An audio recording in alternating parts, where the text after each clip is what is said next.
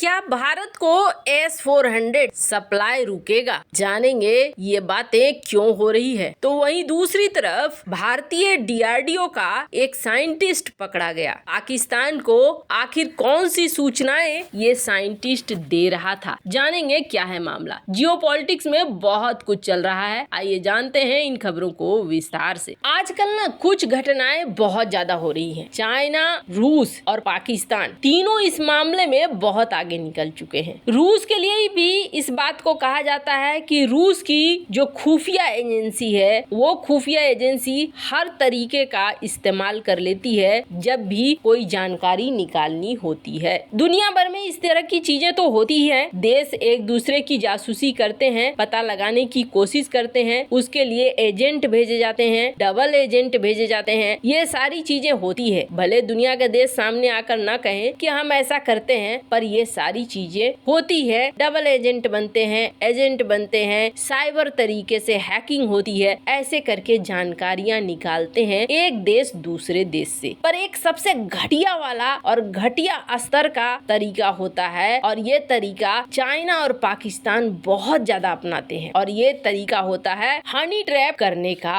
और इस honey trap के चक्कर में बड़े बड़े लोग बड़ी आसानी से फंस जाते हैं। ऐसा ही अभी घिनौना खेल पाकिस्तान चला रहा है भारत के अंदर। वैसे चाइना के ऊपर भी आरोप लगते हैं। चाइना की जो एक राजदूत थी होउ यानकी, इन्होंने तो एकदम से ओली का ये हाल बना दिया था कि मजनू को लैला का कुत्ता भी प्यारा, कुछ ऐसे हाल हो गए थे। और उस वक्त बहुत ज्यादा इस मामले में बयान भी निकल कर आया था, और बहुत ज्यादा मीडिया में भी ये बातें चर्चा की विषय बन गई थी। चाइना के ऊपर आरोप लगता है कि चाइना ऐसे काम यूके, अमेरिका और कनाडा के लिए करता है। चाइना पर तो ये भी आरोप लगता है कि चाइना ने एक पूरा नेटवर्क बनाकर रखा हुआ है, और इस नेटवर्क के जरिए चाइना दूसरे देश से महत्वपूर्ण जानकारियों को बाहर लाता है। टोरंटो के एक MP ने सीधे सीधे कहा था कि मैं चाइनीज हनी ट्रैप का शिकार हो गया, चाइनीज जासूसी का शिकार हो गया। 2021 के इलेक्शन में, यानी किसी दूसरे देश के अंदर जाकर ये सारी चीजें दुनिया के देश, कुछ महत्वपूर्ण देश करते हैं। हनी ट्रैप में सुंदर महिलाओं का एक ग्रुप बना रखा है चाइना ने, और इसी ग्रुप का इस्तेमाल करता है चाइना जासूसों के तौर पर। हालांकि इसी तरीके के आरोप रूस के ऊपर भी लगते हैं कि रूस के पास भी खूबसूरत महिलाओं का ऐसा ही ग्रुप है जो जासूसी का काम करता है। अब इससे बचने के लिए कुछ देशों ने उपाय निकाला, जैसे कि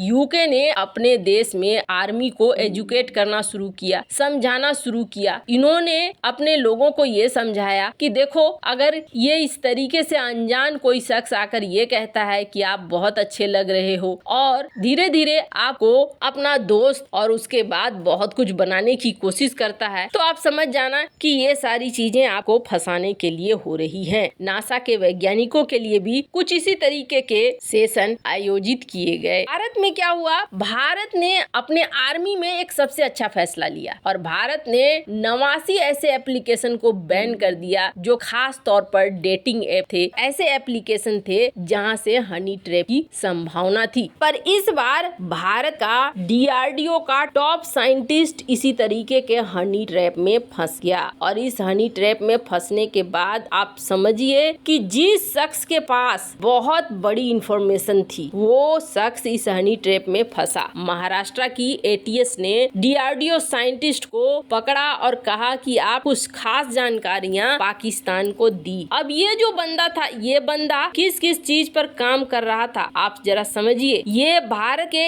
AD/MRSM, निर्भय सबसोनिक क्रूज मिसाइल सिस्टम, प्रहार, QRSM, हाइपरबैरिक चैम्बर, इन सारी चीजों पर काम कर रहा था, जो बहुत ज्यादा महत्वपूर्ण है। ये लीड डिजाइनर और टीम लीडर था। अब जरा सोचिए कि कितनी महत्वपूर्ण जानकारियां इससे निकाली गई होगी पाकिस्तान द्वारा। खैर, अब इसे पकड़ लिया गया है, लेकिन हमें अपने महत्वपूर्ण लोगों को इस बात को समझाना होगा कि इस तरीके के जाल में न फंसे। खैर, जहां एक तरफ ये सब कुछ हो रहा है, तो वहीं दूसरी तरफ एक और बड़ी बात हो गई है, और वो बड़ी बात हो गई है रूस और भारत के बीच। रूस भारत के बीच 5 S-400 का सौदा हुआ था, लेकिन इस सौदे के बाद बताया जाता है कि 2 S-400 और एडिशनल भारत को चाहिए था और इसके लिए रूस से बातचीत भी लगभग तय हो चुकी थी। लेकिन अब कहा जा रहा है कि यहाँ पर समस्या आ सकती है और ये समस्या ऐसे आ सकती है कि रूस भारत को